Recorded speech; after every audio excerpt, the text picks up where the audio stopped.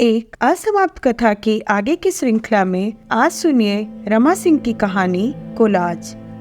अब यह भी पता नहीं था कि उस मोहल्ले में वर्षों से घरों में काम करने वाली यह बूढ़ी कैसे माई के नाम से जानी जाने लगी थी। एक बार बरसात के दिनों में उसने अम्मा से 2-4 दिनों के लिए ठौर क्या मांग लिया कि बस जम ही गई। घर के पीछे एस्बेस्टस से बने एक काम चलाऊ कोठरी में रहने क्या लगी कि धीरे धीरे उसके बेटे जो गांव में खेती का काम करते भी गाहे बगाहे आने लगे। एक दिन रोती कलपती उसकी बेटी पर्वतिया आ गई तो बस अपने एक बेटे और बेटी के साथ रहने ही लगी। माई की दूसरी बेटी थी कमली और उसका पति था धनेसर भगत। कमली और भगत वही कहीं मजदूरों की खोली में रहते थे, लेकिन शाम को पीछे वे सभी मिल बैठकर खाते पीते, कुछ देर बैठते और चले जाते। ऐसा भी तभी होता जब गांव से माई के बेटे आए होते। बूढ़ी माई कभी कभार अपना सुख दुख अम्मा से कहती, बेटे बेटियों की शिकायतें भी। अम्मा उन्हें बुलाकर डांटती भी, सही गलत का बोध भी कराती। लेकिन उनके बीच इधर कुछ ऐसा घटता चला गया कि लाख बूढ़ी माई के कहने पर, अम्मा के समझाने बुझाने पर, थाना कचहरी का डर दिखाने पर भी कुछ नहीं हुआ था। वह समस्या अम्मा के हाथ से सरकती ही चली गई। अम्मा को अपनी पराजय का बोध तो जरूर हुआ, लेकिन वह कुछ कर नहीं पाई। उनका रोना धोना तो होता ही, अम्मा की नाराजगी भी सुनाई पड़ती, लेकिन लुत्ती तो लग गई तो सूखे पुआल के ढेर में जैसे सुलगती ही चली गई थी। पर्वतिया जिसके दुख को प्यार से, अपनी ममता से जो अम्मा जब तक मरहम लगाया करती थी, वही अम्मा बात बात पर गालियों से उसे भूनती रहती। और वह करमजली ऐसी कि अक्सर अम्मा की नजरों पर चढ़ी जाती। मुझे अचरज हो रहा था कि अम्मा से भी ज्यादा उसे खार खाए रहती बूढ़ी माई। उन दिनों पर्वतिया बूढ़ी माई के हिस्से का भी काम कर देती। अम्मा को तेल मालिश करने वह जाती तो अम्मा मना कर देती। चूँकि वहाँ हमारे परिवार के लोग रहते थे, सो बूढ़ी माई ऊंची बोली में तो कुछ नहीं कहती, लेकिन पर्वतिया के लिए उसके चेहरे पर अंतहीन हिकारत के भाव होते। उसे देखते ही माई घृणा से मुंह मोड़ लेती। खाने को कुछ मांगती तो फुफकार उठती। लेकिन इतना कुछ होने पर भी इन दिनों पर्वतिया के चेहरे पर प्रफुल्लता होती। बाल उसके संवारे होते, साड़ी भी साफ सुथरी पहनती। कमली जो हमारे घर कभी कभार ही नजर आती, इन दिनों अक्सर आने लगी थी, रोती हुई कलपती हुई। उसके आते ही पर्वतिया दूसरे घरों में काम के बहाने से तुरंत निकल जाती। कमली के हाथे में घुसने और पर्वतिया के निकलने के वक्त यदि दोनों की नजरें टकरा जाती तो क्षण भर का वह दृश्य गजब का होता। कमली की आंखें ऐसे आग उगलती जैसे पर्वतिया को भस्म कर देगी, और पर्वतिया आंखें नीचे किए ऐसे दुम दबाकर निकलती जैसे पल भर भी उसने देर की तो सच में कमली उसे भस्म कर देगी। मेरी समझ में नहीं आता कि अभी तो पिछली बार जब मैं आई थी तो कमली और पर्वतिया ठीक ठाक थी। पर्वतिया से लगी लगी उसके दुख को अपनी सांत्वना से धो पोंछ देना चाहती थी, और ऐसा क्या हो गया कि कमली बाघिन बन बैठी और पर्वतिया बकरी बनी उसके ग्रास से बसती फिर रही है। तभी अम्मा ने पर्वतिया के लिए ढेर सारे हिकारत के अल्फाज वह सब सुनाया था। पर्वतिया एक दिन ससुराल से रोती कलपती अपने दोनों बच्चों को लिए आ पहुंची थी माई के पास। उसके साथ अपनी कोठरी में बैठी उसकी माई भी रोने लगी थी। माई ने कुछ खाने को बनाया नहीं था, काम करके लौटी ही थी और काम के घर से मिली रोटी की पोटली खोलने ही जा रही थी कि पर्वतिया आ गई। पर्वतिया के पति की मृत्यु 2-4 महीने पहले ही हो गई थी। वह वहीं अपने गांव घर में रहती थी और खेतों में मजदूरी कर जीवन निर्वाह करती थी। किसी बात पर जब बच्चों में लड़ाई हुई तो उसके जेठ जिठानी ने मार पीट कर उसे बच्चों समेत गांव से भगा दिया। वह किसी तरह भागकर अपनी माँ के पास पहुंची थी। उसकी माँ जितना रो नहीं रही थी उतना उसके जेठ जिठानी को कोसे जा रही थी। पर्वतिया जब खा पीकर सो गई तो माई अम्मा के पास आई थी। अम्मा के पैर दबाते हुए उसने राय मांगने के लहजे से विनती की थी। हम गरीब दुखिया तो जहाँ रहब हाथ पैर चला के ही पेट पालब। अब गांव के उमड़िया और 2-4 ताड़ के गाछ के ले वो लोग के झंझट झमेला लेवे के कौन काम। यदि 2-4 डेरा में काम पकड़ा देवे अपनो पेट पालत और बेरा बखत में ले 2-4 पैसों जमा करत, बाकी रह ठोर तक कहीं चाहबे करी। यदि मालकिनी तो सहारा देबू तो यही कहीं कोना सानी में बाल बच्चा के साथ पड़त रहते। अम्मा धन संकट में पड़ गई। उनके पति को ठीक लग भी जाए उसका रहना, लेकिन बेटे बहुओं का वह क्या करेगी। वे जिस जमाने में जी रहे हैं वहाँ तो किसी को ठौर ठिकाना देना मुसीबत मोल लेना है। माई पर मेरे भाभीियों और भाइयों का ही नहीं, मेरा भी आरोप था कि वह घर के नौकर को महज 10-20 रुपए पाने के लालच में बहकाकर दूसरों के घरों में रखवा देती है। ऐसे मौकों पर अम्मा भी नाराज हो जाती, 2-4 बातें उसे सुनाती, उसका बोरिया बिस्तर बाहर कर दिया जाता। वह अम्मा का निहोरा करके उस टीन के बक्से को उनके पलंग के नीचे सुरक्षित रहने देने की अनुमति पा लेती। वह टीन का बक्सा ही उस बूढ़ी माईदाई का खजाना था। अब पता नहीं जीवन भर की अर्जित कितनी संपत्ति उसने उसमें जमा कर रखी थी। उसके बेटे बहुओं से उस बक्से की बाबत नहीं बताने का वचन वह अम्मा से ले चुकी थी। शायद अम्मा भी उस वचन को निभाने का संकल्प लिए हुए थी। वह फाटक के बाहर लाल गुलमोहर पेड़ के नीचे कुछ घंटे बैठी रहती।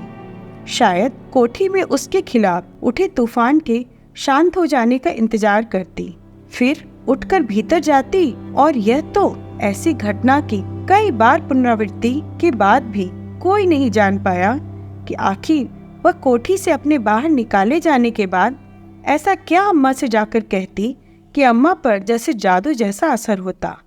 वह जैसे हिप्नोटाइज होती हुई उससे पुनः अपना सामान कोठरी में रख पूर्वत रहने की इजाजत दे देती।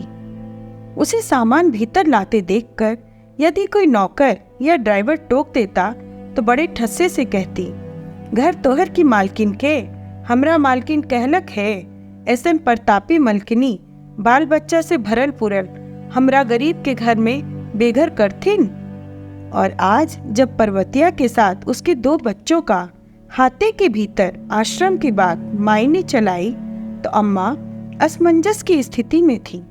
इतने प्राणियों का पीछे रहना, कभी बाथरूम गंदा होगा तो कभी पानी की किल्लत होगी, तो सभी अम्मा को ही दोष देंगे।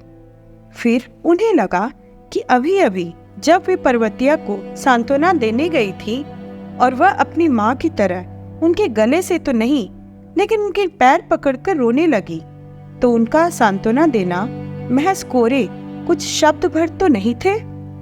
अब सिर्फ जब हाथे के कोने सानी में पड़े रहने की बात आई तो अम्मा से मुकरते बना नहीं।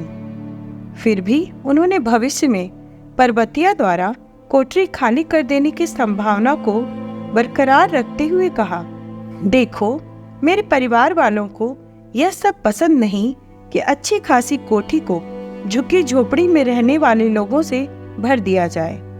मैं कुछ दिनों के लिए पर्वतिया को रहने देती हूँ, कुछ पैसे कमाने लगे तो कमली के झोपड़पट्टी में ही अपने लिए जगह तलाश ले, वहीं कहीं एक झोपड़ी डाल ले। माई तृप्त हुई और बहुत देर तक अम्मा की रंग रंग में तेल मालिश का आभार जताती रही। माई ने अम्मा के घर का झाड़ू पोछा का काम पर्वतिया को पकड़ाते हुए कहा, हे मालकिनी, पर्वतिया अखनी जवान जहान है, तेई के अपन पुनरका डेरा में काम पकड़वा देली है। हमर कोनो बात न, कोनो डेरवा पकड़ ले, पर्वतिया से कहीं ऊंच नीच हो जते ना, अपन माइयों के मन से उतर जतई। माई की जगह पर्वतिया घर का काम करने लगी थी। 2 घर उसने और पकड़ लिए थे, ढंग से कमाने खाने लगी थी, देह में उसके गजब की फुर्ती थी। सुबह सुबह अम्मा के घर का काम खत्म कर बाकी घर में कमाने चली जाती। 2 महीने ही बीते थे कि उसने कमली के घर के पास झोपड़ी खड़ी कर ली थी। भगत ने ही लगकर पर्वतिया की झोपड़ी खड़ी की थी। अम्मा को जब भी भारी भरकम काम कराना होता तो भगत ही आकर कर दिया करता। जोश खरोश से लबालब भगत गठीले बदन का मजदूर था, काम करने में ऐसा कि जैसे पहाड़ काट कर रख दे और चलती ट्रेन बस को अपने बलबूते से रोक ले। माई जब तक भुनभुनाती अपने दोनों बेटियों को कोसती रहती, ये दोनों हमरा जी के जंजाल हो गेलक, चैन से न जिए दे है न मरे दे है। पर्वतिया नाक नक्श से तीखी तो थी, काम धाम में, चलने बोलने में कर्मठ और चतुर थी, लेकिन उन दिनों पर्वतिया में कुछ और भी स्पष्ट परिवर्तन दिख रहा था। उसके मुरझाए सूखे चेहरे में हरियाली आने लगी थी, जैसे जेठ की धूप से मुरझाए पौधे पानी डालते ही लहलहा उठते हों। इन दिनों कपड़े वह ज्यादा चटक रंग का स्टाइल में पहनने लगी थी। हाथ में उसे चांदी की चूड़ी पहने देखा तो अम्मा ने ही टोका था। हंसती हुई बोली, दुकान से थोड़ा पैसा देकर ले लिए हैं, महीने महीने थोड़ा थोड़ा पैसा कटा दिया करेंगे। दिनों दिन उसका इखैरा और दुबला पतला शरीर भरने लगा था। माई इन दिनों गुमसुम रहती, अम्मा से भी कम ही बोलती। वह सवालिया नजरों से जब तक पर्वतिया को निहारती रहती। एक दिन अम्मा ने माई से ऐसे ही कुछ पूछा तो वह कुछ देर चुप्पी साधे रही और बोली, मालकिनी अब का कहबो, जे बात के डर रहे वही हो गेलक। भगतवा मुँह झोड़ा के गलियों देत न बन है, हमर दोनों बेटनिया के उजाड़ के रख देलक। इतना कहते कहते वह सुबकने लगी। अम्मा की समझ में भी कुछ कुछ आने लगा था, लेकिन वह चुप रही। माई को ही कुरेदा, सो क्या हो गया ऐसा जो तुम रो रही हो? अरे मालकिनी की ने हेलो है, पर्वतिया पेट सहो, सब करल धनन भगतवा के हो, कहिए के दोनों के रखब, ते न कमली के छोड़ देवे, कोनो काम के ने है। अम्मा का धीर गंभीर स्वर निकला। पर्वतिया क्या कहती है? की कहतो वो बेशरम, ओकर दीद से लाज शरम चल गेल हो, कहे है कमली काहे ना अपन मर्द के अपन जिम्मे रखला। ए मालकिनी, मर्द कोनो चीज है कि संदूक के बंद करके रख लेती है? अम्मा के अवश्य मन से निकला, जैसे अपने आप से कह रहे हो, मर्द मानुष कोई चीज तो नहीं, लेकिन कीड़ा जरूर है कि कोई कोई तो चितकबरा जहरीला कीड़ा है जो रेंगता हुआ कहीं भी पहुंच सकता है। पुरुष किसी भी चीज का त्याग कर दे, लेकिन स्त्री देह की इच्छा का त्याग उसकी अंतिम सांस से गुथा ज्यों होता है, और स्त्री अपनी देह की चाहत का दमन करते करते स्वयं कहीं टूटकर बिखर जाती है। रात के अंधेरे में, जीवन के एकाकीपन में अपना ही शरीर जिस विस्फोटक रूप को अख्तियार करता है, उसका स्वयं स्त्री क्या दमन कर पाती है? ऐसा ही पर्वतिया के शरीर ने जब रूप अख्तियार किया होगा तो वह हार गई होगी और उस रेंगकर पास पहुंचे कीड़े के हवाले अपने को कर दिया होगा। अम्मा ने कई बार पर्वतिया को बुलाया, भगत को खबर भेजा, बहाना बनाया कि पीछे की दीवार में प्लास्टर झड़ गया है, मरम्मत करवाना है, लेकिन दोनों में से कोई पलटकर भी नहीं आया। अलबत्ता कमली जब तक अपनी देह संभाले, मैला कुचैला कपड़ा पहने, रोती कलपती अम्मा के पास आ पड़ती। गंदे जूई पड़े बालों को खुजलाते देखकर अम्मा बिगड़ पड़ती। इतनी सुस्त, इतनी मैली कुचैली रहती हो, बालों में जुए पड़ी है। तभी तो भगत पर्वतिया की ओर खिसता चला गया। रोने धोने से अब क्या होगा, और मैं कौन सी तोप हूँ कि मेरे कहे से जिस आग में वे कूद पड़े हैं वहाँ से बाहर निकल आवेंगे। जा साबुन से बाल धो, साफ सुथरे कपड़े पहन, उसके नजदीक जा, उसे रिझा।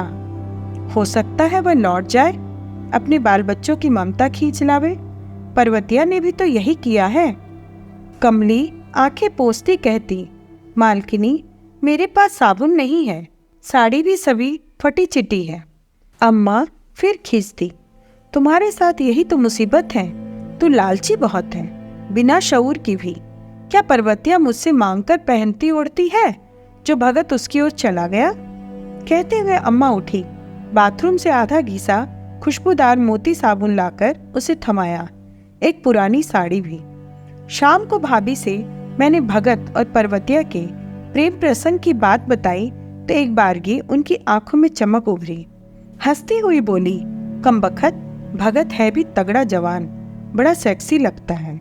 मैंने एक दो बार उसे अपने बगीचे में काम करते देखा है। उसकी बोटी बोटी में एक गजब तरह की चमक होती है। परिश्रम से पगे उसके शरीर पर पसीने की बूंदें पर्वतिया के मन पर भारी पड़ी होंगी। मैं हंसने लगी थी। यह सब आपने कब देखा? अम्मा से कहना होगा कि बेटे बहुओं वाले घर में ऐसे सेक्सी मजदूर का प्रवेश निषेध होना चाहिए, नहीं तो लेडी चटलीज लवर की कथा न मंचित हो जाए। भाभी ने मुझे प्यार भरी झिड़की दी थी। ओहो, तुम भी बात को कहां से कहां तक खींचकर ले जाती हो। यहाँ पर्वतिया और भगत की कथा चल रही है और कहा उसमें तुम लेडी चटलीज की छौंक लगा बैठी। मैंने तो सिर्फ एक दो पल के लिए उसे देखा था। वह अपने काम में लीन था। अभी पर्वतिया के साथ उसके प्रेम की जब तुमने चर्चा की तो एकाएक पसीने की बूंदों से चमकते उसके कंधे, उसकी मांसल पीठ याद आ गई और मैंने इसे पर्वतिया का कोई दोष नहीं माना। इधर 2 दिनों तक माई भी नहीं आई तो सभी, खास करके पापा, अम्मा को सुनाकर अपनी नाराजगी जाहिर कर रहे थे। अम्मा भी घर के काम छितरा जाने से परेशान थी। तीसरे दिन शाम को आई थी माई। थकी हारी हुई तो थी, लेकिन चेहरे पर उसके संतोष था। आते हुए उसने अम्मा से कुछ खाने को मांगा था। रात में अम्मा ने अकेले में उससे पूछा था, कहाँ रह गई थी? मालकिनी, पर्वतिया के पेट गिरा दिले। भगतवा कहत रहे कि पर्वतियों के रखब तब हमले डटलिए की एखनो गांव से बेटा सबले बुला के तोर हड्डी पसली एक करवा देवो, तब जाके पर्वतिया के पीछा छोड़कर। अम्मा ने संतोष जाहिर करते हुए कहा, चलो पत रह गई, नहीं तो जितना मुंह उतनी बातें। पर्वतिया भी पूर्वत काम पर आने लगी थी, लेकिन भाभी ने यह सब सुनकर हंसते हुए मुझसे ठीक ही कहा था। प्यार की झड़ी एक बार लग गई तो थमती कहाँ है। आजकल पर्वतिया जितनी देर भीतर काम करती होती, उतनी देर भगत उससे निकलने के इंतजार में बाहर गुलमोहर के पेड़ के नीचे बैठा होता। भीतर बाहर करते जब पर्वतिया की उस पर नजर पड़ती तो उसके चेहरे की रंगत खिल उठती। वह फाटक के पास खड़ी जब भगत से बात करती होती तो उसके चेहरे पर उभर आई लाली को देख समझ पाना मुश्किल लगता कि वह लाली गुलमोहर के लदे सुर्ख फूलों की परछाई है या भगत के प्यार मनोहार से उपजी ललिमा। भगत और पर्वतिया के बीच प्यार मोहब्बत चलता रहा। इधर लुके छिपे भगत की आर्थिक सहायता और खुद की कमाई से वह बच्चों को पालने लगी थी। हाँ, यह सब चलते रहने पर भी इतना जरूर हुआ था कि पर्वतिया दोबारा गर्भवती नहीं हुई थी। उधर कमली थी कि पता नहीं हालात से समझौता कर बैठी या फिर भगत के छोड़ देने से डर गई कि शांत रहने लगी। अपने रूप रंग में सुधार के लिए उसने कुछ नहीं किया था। जैसे पहले रहती थी वैसे ही रह रही थी। एक दिन जब अपनी माँ से मिलने वह आई तो मैंने उसे टोकरा, बन सवर कर रहा कर, देख पर्वतिया को कितनी बनी ठनी रहती है। इस पर उसने बुरा सा मुंह बनाते हुए कहा, वो तो रंडी है रंडी, मर्द मानुष को फंसाने के लिए सजी सवरी रहती है। आप देख लीजिए, एक दिन वह मेरे पास जरूर लौटेगा। क्यों, अभी भी तो वह तुम्हारे साथ ही रहता है, लेकिन उसका मन तो उसी के पास पिंजड़े में बंद है। प्यार को लेकर, पति को लेकर दोनों बहनें इस कदर एक दूसरे की दुश्मन बन बैठी थी कि अपनी ही बहन को रंडी संबोधित करते हुए जो वह जरा भी नहीं हिचकी। संभवतः हालात ने स्वतः कमली, पर्वतिया और भगत के त्रिभुज को संतुलित कर लिया था। अब माई भी संतुष्ट और निश्चित बोली, मैं अक्सर अम्मा से कह गुजरती, अब जैसे पटरे बैठा के रहे, भीतर भीतर अपन धर्म कर्म के साथ जे खिलवाड़ करे, बाकी ऊपर ऊपर से पत ढकल है ना। ए मलकिनी, निमन कही थी है ना। एक रात देर तक माई अम्मा के पैर दबाती अपना सुख दुख बतिया रही थी। हे मालकिनी, हम तो ते जवानी में मसूमात हो गेली। लड़कवन बचपन तक छोटे छोटे रहे, गांव से पटना आ गेली। गांव में छुटपने से बड़कन गृहस्थ के गरीबन दुखिया के बेटी बहू के जवानी सुधी के किस्सा सुनले रही। अकेले खेत खलियान में जाए में डर गेली और गांव में तहिया समय मजदूरी में बहुत कम मिलत रहे। शहर में निम्ने रहली, तखनी जवान जहान रही। 4-4 घर काम पकड़ले रही। सब कोनो घर में रोटी, केकरो केकरो घर से दिन में भात, होली दशहरा में नया लुगा, बीच बीच में पुरान साड़ी, बचपन से उतरल कपड़ा। मजाक रहे ककरो की आंख उठा के देख लेती है। हे मालकिन, खेपत गेल जवानी और जिंदगानी, अब न चल चलंती के बेला भेल। उस रात अम्मा कुछ अनमनी थी। पापा से कुछ कहा सुनी हो गई थी। रात जब देह मालिश के साथ अपना सुख दुख बतियाने माई सोने के लिए अपनी कोठरी में जाने लगी तो न जाने क्या सोचकर अम्मा ने उसे रोक लिया। दाई, आज यही मेरे कमरे में ही सो जाओ। अम्मा की आवाज़ अन्य दिनों की अपेक्षा कुछ ज़्यादा ही उदास थी, जिसे माई ने महसूसा था।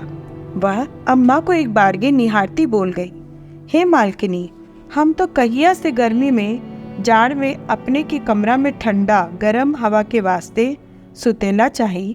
बाकी मन में अंदेशा लगल रहे कहीं बीच रतिया में ऊपर से मालिक अपन के पास आ जाइरन, तब तो लाज से हम मरिए जा।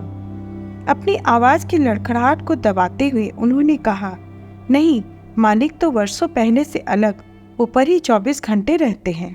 अब मेरी देह में उनके लिए क्या बचा है।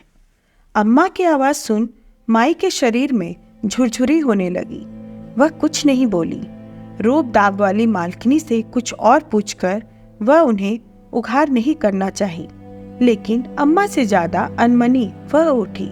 देह के सुखेत सब कुछ होए है, मन के सुख भी तो चाहिए, संग साथी भी तो कुछ होए। साथ साथ रहते, व्यक्त अव्यक्त सुख दुख बांटते, वे कब एक दूसरे की आत्मीय बन बैठी उन्हें खुद पता नहीं था। मालकिन और दाई की दीवार को लांघकर माई ने चाहा अम्मा को गला लगा लेना, लेकिन ऐसा वह कर नहीं पाई। बस डूबे शब्दों में इतना भर जरूर कहा, तनिके माथा में ठंडा तेल से मालिश कर दियो मालकिनी। अम्मा ने मना कर दिया। माई अम्मा के पलंग के नीचे सुजनी बिछाकर सो गई। उस दिन से माई उन्हीं के कमरे में सोने लगी थी। इस दफा जब मैं आई तो खासम खास चर्चा थी अम्मा के दरबार के नायक धनेसर भगत को गंगा ब्रिज में परमानेंट मजदूरी का काम मिलने की। पहली बार लोगों ने भगत का पूरा नाम धनेसर भगत जाना था। यह भी सुना गया कि उसे उसकी भक्तई और मेहनती होने की वजह से मजदूरों का नेता मान लिया गया है। काम वह बड़े लगन से करता रहा। आखिर उसे अपने आने वाले वंशज को दिखाना भी तो था कि कितनी लगन से इस ब्रिज के बनने में वह जुटा था। अगर उसमें ईमानदारी से काम नहीं किया तो अपने बच्चों के बच्चों को जब अपनी मेहनत और लगन की बात करेगा तो उसकी आवाज़ लड़खड़ा नहीं जाएगी। और जब वे उसकी जुबान लड़खड़ा जाने का कारण पूछेंगे तो भला वह क्या जवाब देगा। उनके सामने उसका मुंह काला नहीं हो जाएगा। भगत की किस्मत उठान पर थी। उसकी इज्जत बड़े बड़े अफसरों तक के बीच तो बन ही गई थी। मजदूरों ने भी उसे अपना नेता मान लिया था। इधर पर्वतिया जल्दी जल्दी घरों के काम निपटाकर बढ़िया से खाना बना पोटली में बांध दोपहर तक भगत के पास पहुंच जाती। वहां न कोई देखने वाला न सुनने वाला होता।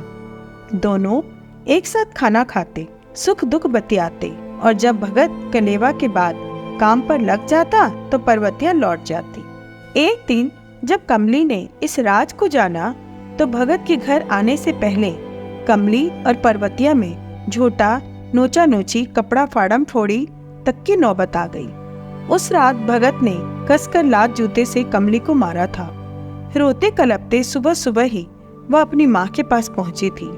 माँ ने ले जाकर सरकारी अस्पताल में मरहम पट्टी तो करवा दी थी, लेकिन खिजी बोली में घंटों अम्मा के पास बैठी उसे सुनाकर बड़बड़ाती रही थी। हमरा न तो बेटा से कुछ चाहिए न बेटी से। बाकी बेटवो गांव से आके कभी धान के बीजा खातिर तो कभी हल बैल खातिर पैसा ले जा है।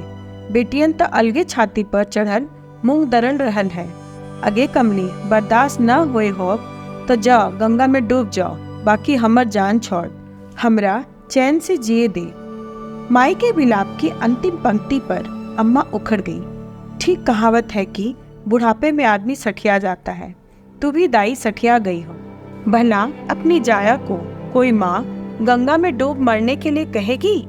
बेटों को तो बांध बांध कर घरों से मांग कर लाई नई पुरानी साड़ियाँ, कपड़े और रुपए देती रहती हो, और बेटियों के आंसू पोंछने में भी दर्द होता है। माँ रुआसी हो आई। हे मालकनी, दोनों के ब्याह कर दिलिए, मर्द के हाथ पकड़ा दिलिए। अब भाग के जे लिखल होई सेन मान के काहे न जिए है। हम दोनों के माई हती, बाकी हमरा के सोहाए कि दोनों बहनें एक दूसर के जान के दुश्मन बनल रहे हैं। एक दिन एक ऐसी घटना उस पूर्ण निर्माण स्थल पर घट गई जिससे भगत का भविष्य तो बदल ही गया, उसका कायाकल्प भी हो गया। सुना गया कि भगत सत्तारूढ़ पार्टी के जुलूस के लिए भाड़े की भीड़ पैसे लेकर जमा करने का भी काम करने लगा है। भगत को पहली बार तो अचरज हुआ अपनी अनभिज्ञता पर कि अभी तक यह सब वह कैसे नहीं जानता था। शहर में रहकर भी जिस सड़क से रात दिन न जाने कितने ऐसे जुलूस और जुलूस में शामिल लोग गुजरा करते थे, उसी सड़क के किनारे की झोपड़ी में तो अब तक रहता आया है। अनेकों ऐसे जुलूस की सफलता ने जैसे भगत की सफलता को भी सुदृढ़ कर दिया। भगत की अच्छी आमदनी साफ झलक रही थी। उसने परबतिया और कमली दोनों के लिए सोने के कर्णफूल बनवा दिए थे। अब तो पार्टी कार्यकर्ताओं की सलाह पर वह खादी का कुर्ता पैजामा और गांधी टोपी पहनने लगा था। परबतिया ने उसे पहली बार इस रूप में खटिया पर मुस्कुराता हुआ बैठा देखा तो एक बारगी ही वह चौंक उठी। अपनी आंखों पर उसे विश्वास नहीं हुआ। उसकी बलैया लेते हुए बोली, नेता उता हो गए हो का? वो मचला था, नहीं हुए हैं तो हो जाएंगे, देर है भगवान के घर अंधेर नहीं। भगत की खादी का कुर्ता पैजामा पहन लेने के बाद की ही वह महत्वाकांक्षा थी जो उसमें एक विशेष ढंग का जोश भर रही थी। अब वह अक्सर पार्टी ऑफिस में आने जाने लगा। शरीर से तो शक्तिशाली और मजबूत वह था ही। पार्टी कार्यकर्ता पार्टी के लिए चंदा लेने किसी अफसर के पास जाते या फिर किसी विरोधी खेमे वाले को हड़काना होता तो जीप में भगत को ही बैठा लेते। वह हाथ में लठ लिए उनके साथ जाने लगा था। एक दिन तो मंत्री जी और उनके अंगरक्षकों की टोली के साथ भी उसे भेज दिया गया था। इन लोगों के साथ रहते भगत बाहर से आलीशान और साफ सुथरे उस किले में प्रवेश कर गया था जहाँ नेताओं, अफसरों, व्यापारियों के अमीर बन जाने का राज उसकी समझ में आने लगा था। अब उसे चोरी चोरी नहीं लगती, पाप पाप नहीं लगता, किसी के साथ बेईमानी बेईमानी नहीं लगती, किसी का हक खा जाना पचा जाना बेजा नहीं लगता। उसके मन को ऐसी सोच कुरेदने कचोटने नहीं लगती। अब उसे यह भी नहीं लगता कि उसके जैसे लोग पढ़े लिखे नहीं हैं, मूर्ख हैं इसलिए गरीब है, अमीर लोग इसलिए अमीर हैं कि वे पढ़े लिखे और समझदार हैं। अब उसे स्पष्ट और साफ अपनी आंखों के सामने लिखा हुआ दिखता कि ऐसे अमीर इसलिए पैसे वाले हो गए हैं क्योंकि सरकारी खजाना लूटने, दूसरों के हक मारने की उनमें हुनर आ गया। उसमें भाग्य से कम, तिकड़म से ज्यादा ऐसे अवसर मिल गए हैं। एक दिन पार्टी ऑफिस में पार्टी के लोगों का सामूहिक रात्रि भोज था। भगत ने पर्वतिया को भी बुला लिया था कि खाने पिलाने की व्यवस्था में उसका हाथ भी बटाएगी और उसके साथ मिल बैठकर खाना भी खाएगी। फिर लौटते बेला जीप में साथ बैठकर आने का दोनों आनंद भी उठाएंगे। खाना खाकर सभी मेहमान चले गए थे। भगत और पर्वतिया भी खाना खा चुके थे। पर्वतिया बचा खुचा खाना समेटकर घर ले जाने के लिए रख रही थी। भगत 2-3 और लोगों के साथ बर्तन बासन बाहर लॉन से उठाकर भीतर कमरे में रख रहा था। तभी नेताजी कमरे से बाहर निकले और पर्वतिया को भेदती नजरों से देखते हुए बोल पड़े, अरे यह कौन है? भगत नेताजी के नशे में लड़खड़ाती जुबान को नजरअंदाज करते हुए बोला, नेताजी मेरी साली पर्वतिया है। नेताजी झूम उठे। कमरे से म्यूजिक की आवाज ने उनके नशे को और भी तीखा कर दिया था। आशिकाना स्वर में वह बोले, भगत तुम्हारी साली तो मेरी साली भी हुई ना, एक गिलास पानी ही अपनी साली के हाथ से पिलवा दो, भगत गिलास से पानी भरकर पर्वतिया को थमाते हुए बोला, जा पर्वतिया, नेताजी को दे आ। पर्वतिया क्षण भर को ठिठकी, आंखों के इशारे से अपना डर व्यक्त किया और भगत की आंखों में आश्वस्ति के भाव को देखती पानी लेकर कमरे में नेताजी को देने के लिए चली गई। कुछ ही पल गुजरे होंगे कि गिलास के जोर से फर्श पर पटके जाने के साथ पहले पर्वतिया की चीखने की आवाज आई, उसके बाद जोर जोर से चिल्लाने और गाली देने की नेताजी की आवाज सुनाई पड़ी। जब तक भगत उठकर तेजी से कमरे में जाता, तब तक बिजली की तेजी से पर्वतिया बाहर निकली। पल भर भगत के सामने ठिठकी, उसने अपनी जलती आंखें भगत पर टिका दी। उसके बाल उजड़े बिखरे हुए थे, उसके तन के कपड़े अस्त व्यस्त थे, जैसे किसी से मरने मारने की लड़ाई करके आई हो। भगत ने भी उस पर कड़ी नजर डाली, जिसका तत्काल अर्थ पर्वतिया समझ नहीं पाई। वह लपकता हुआ नेताजी के पास चला गया। नेताजी की हालत देखकर तो वह सकते में ही आ गया। सिर से उनके खून बह रहा था। शीशे का गिलास नीचे टूटा पड़ा था, सामने से कुर्ता फटा हुआ था। शीशे के गिलास से ही उनके माथे पर उसने प्रहार किया था। गिलास के टूटे शीशे में गड़ जाने से नेताजी के सिर से खून बह रहा था। नेताजी को जीप में लादकर अस्पताल ले जाया गया। पर्वतिया की खोजती नजरों से इधर उधर देखते हुए वह भी जीप में नेताजी के साथ अस्पताल चला गया था। घर किस हाल में और कैसे पहुंची, पर्वतिया खुद उसे ही पता नहीं था। उधर नेताजी को मरहम पट्टी कराकर घर पहुंचा दिया गया था। भगत अपनी झोपड़ी में नहीं जाकर सीधे पर्वतिया की झोपड़ी में गया। उसे लात जूते से धूनते हुए वह दहाड़ रहा था और उसकी दहाड़ रात की खामोशी में बमबारी का भय उत्पन्न कर रही थी। साली हरामजादी अपने को सती सावित्री समझती है, अपना मर्द खा गई तो मुझे पकड़कर बैठ गई। नेताजी के पास पल दो पल को टिक जाती तो जैसे इसकी इज्जत उतर जाती। बड़े बड़े घराने के मेम साहब लोग पति की उन्नति के लिए नेता मंत्री के साथ हंसते खेलते रात बिता देती है, और ये चली है सती सावित्री बनने। अब तो वह मुझे कहीं का नहीं छोड़ेगा। इस लौंडिया के चलते तो मैं बर्बाद हो गया। पर्वतिया भी वो कहाँ मानने वाली थी। अब तक तो वह समझ रही थी कि भगत उस नेता के ऐसे सलूक के लिए उससे लड़ पड़ेगा, मरने मारने पर उतारू होगा, और कहाँ भगत का उसे गाली देना, उसे ही दोषी मानना उसे आहत कर गया। वह सिर से पैर तक जैसे लहक उठी। तो क्यों नहीं भेज देता है अपनी घरवाली को? क्या यह सब करवाने के लिए तुझे मैं ही मिली थी? जीप तेरी काट लूंगा जो मेरी घरवाली का नाम भी लिया। वह तेरी तरह छिनार नहीं। पर्वतिया ने आव देखा न ताव उसके साथ उलझ पड़ी। जहाँ मौका मिला नोच खसोट उसके साथ करने लगी। कई जगह पर्वतिया ने उसे दांत काट दिए, लेकिन भला कितनी देर टिकती भगत के सामने। मार खाकर जब वह बेहोश हो गई, तब भगत झोपड़ी से हाँफता हुआ निकला और अपनी कोठरी में जाकर सो गया। भगत ने पर्वतिया की जगह किसी और को नहीं दे दी थी, बल्कि कमली को अपने स्टेटस के मुताबिक महत्व देने लगा था। दाई का काम छुड़वाकर घर बैठा लिया था। हमेशा बढ़िया खाना और कपड़े की हिदायत दे रखी थी। अब तो वह इतनी मोटी हो गई थी कि उठना बैठना मुश्किल हो गया था। अपने जिस पति को वह गालियों से भूनती रहती, उसे हर वक्त नेताजी नेताजी कहती रहती थी। वह अब कमली को मनोजवा की मां नहीं कहकर मालकिनी कहने लगा था। इधर पर्वतिया फिर से उजाड़ हो गई थी। स्वनिर्मित आकाश में जिस पर्वतिया को पतंग की तरह भगत ढील दिए उड़ा रहा था, वही पर्वतिया कटी पतंग सी फिर से अपनी माँ की देहली पर जा गिरी। उस घटना के बाद से भगत की नेतागिरी छूट गई थी। अब दीवारों पर पुराने इश्तिहार पेंट से पोतकर नए इश्तिहार लिखे जाने के लिए जगह बनाने का ठेका ले लिया था। अच्छी कमाई थी। बाल बच्चे बीबी सभी को मजे में पाल रहा था।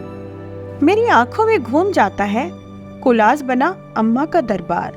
बीच में लंबे नाक नक्श वाली गोरी चिट्टी अम्मा, जिनके सारे बाल सफेद हैं, मांग में सिंदूर, चेहरे पर झुर्रियों की जमघट, आंखों में अपने आप से भी छिपी छिपाई अतृप्त लालसा।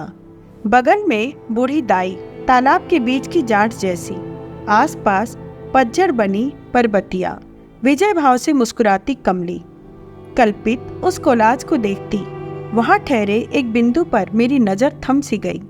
भगत के कामुक मांसल शरीर को देख भाभी ने जो कहा था, कहीं वह उनके क्षण भर के लिए ही उस देह को पाने की अब उस लालसा तो नहीं थी जो उस कल्पित कोलाज में बिंदु बनी अंकित है।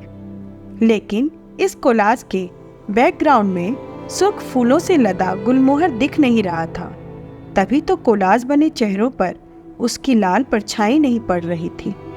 उम्मीद है आपको ये कहानी पसंद आई होगी, तो प्लीज़ इसे सब्सक्राइब करें और शेयर करें।